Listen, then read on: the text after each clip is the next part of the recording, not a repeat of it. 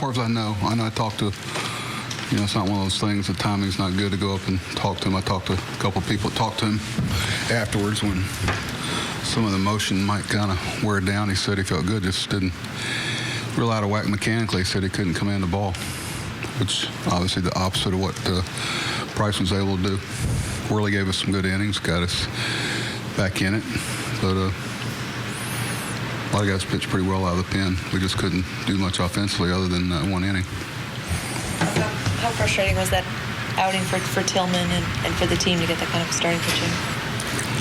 Well, it's just frustrating because, we know that there are times you go through periods where you can offset some challenges in the pitching department, and it kind of goes both ways during the course of the season during different times. So, but you never know when our guys are going to, they might score a bunch of runs one night. It's no given depending on who's pitching. So I don't know if frustrating is a word. It's just, we know Chris is capable a lot better. He wasn't it was more, as much, I think we walked, 7 or 8 guys.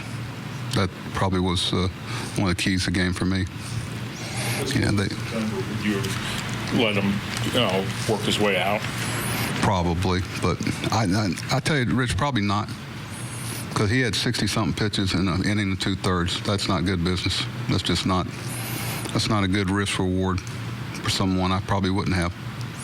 I didn't like it. I didn't like that type of challenge on an arm, regardless of what time of the year it is. I don't like doing that. All series long, their pitchers were pretty efficient in terms of getting deep into games. Was that, you always talk about whether, a lot of it is them. You have to give credit to them, but how much of it is that versus maybe some of your guys at bats? I think it's a combination. It's more them, but it's we're. The more I'm around the game, more I'm reminded that pitching's about the command of a fastball. And when you can get the baseball when guys got it, it's a challenge. That's one of the things that while, Gaz and Dillon have a future because they can command the fastball most times. They're only going to get better at it. So when you watch a guy like Price and Porcello and, what do they have in common? They command a fastball. And then, he's a 4-pitch mix. Both those guys. So when you command the fastball and then, you're never able to box one out and say, okay, I know that he's not going to command this enough to worry about it. And that makes it tough on major league hitters. And, we're not on top of our game offensively right now, but it could change in one day.